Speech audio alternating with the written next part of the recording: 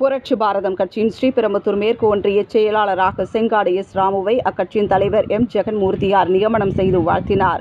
புரட்சி பாரதம் கட்சியின் வளர்ச்சிக்காகவும் நிர்வாக வசதிக்காகவும் காஞ்சிபுரம் மாவட்டத்தில் உள்ளடக்கிய காஞ்சிபுரம் ஸ்ரீபெரும்புதூர் 2 தொகுதியை மாவட்டமாக பிரித்தும் ஸ்ரீபெரும்புதூர் தொகுதியை மத்திய மாவட்டமாகவும் உருவாக்கப்பட்டுள்ளது. ஏற்கனவே ஸ்ரீபெரும்புதூர் ஒன்றியம் கிழக்கு மேற்கு என 2ஆக இருந்ததை தற்போது அதை கிழக்கு மேற்கு வடக்கு தெற்கு என்று 4ஆக பிரித்து ஒவ்வொரு ஒன்றிய செயலாளருக்கும் 15 ஊராட்சி என ஒதுக்கீடு செய்து கட்சியின் பொறுப்பாளர்களை அக்கட்சியின் தலைவர் எம். ஜெகன்மூர்த்தியார் நியமித்தார். அந்த வகையில் ஸ்ரீபெரும்புதூர் மேற்கு ஒன்றியத்தில் உள்ளடக்கிய செங்காடு கிளாய் மற்றும் வடமங்கலம், மாம்பாக்கம், போந்தூர், வல்லம், தத்தனூர், பால்நெல்லூர், மேட்டுப்பாளையம், மாத்தூர், பன்ருட்டி, எறையூர், வல்லக்கோட்டை, பேரிஞ்சப்பாக்கம், நெமிலி ஆகிய 15 ஊராட்சிகள் ஒதுக்கீடு செய்து செங்காடு எஸ். ராமுவை மேற்கு ஒன்றிய செயலாளராக கட்சியின் தலைவர் எம். ஜெகன்மூர்த்தியார் நியமனம் செய்வதற்கான பொறுப்புக்கான ஆணையை கொடுத்து வழங்கினார். இதில் தன்னை ஸ்ரீபெரும்புதூர் மேற்கு ஒன்றிய செயலாளராக நியமனம் செய்த கட்சியின் தலைவர் எம். ஜெகன்மூர்த்தியாருக்கு செங்காடு ராமு மாலை அணிவித்து பூங்கொத்து கொடுத்து அவரிடம் வாழ்த்து பெற்றார். இந்த நிகழ்ச்சியில் புரட்சி பாரத கட்சியின் மாநில முதன்மை செயலாளர் டி.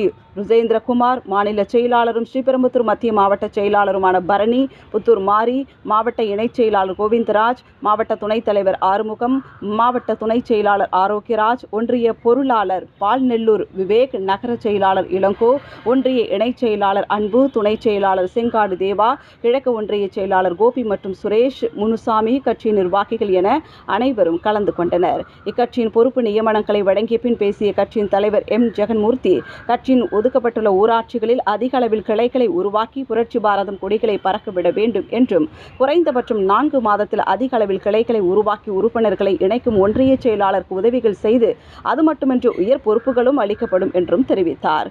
பணி செய்யாத ஒன்றிய செயலாளர்கள் பொறுப்பிலிருந்து மாற்றம் செய்யப்படுவார்கள் என்றும் அப்போது அவர் கூறினார்.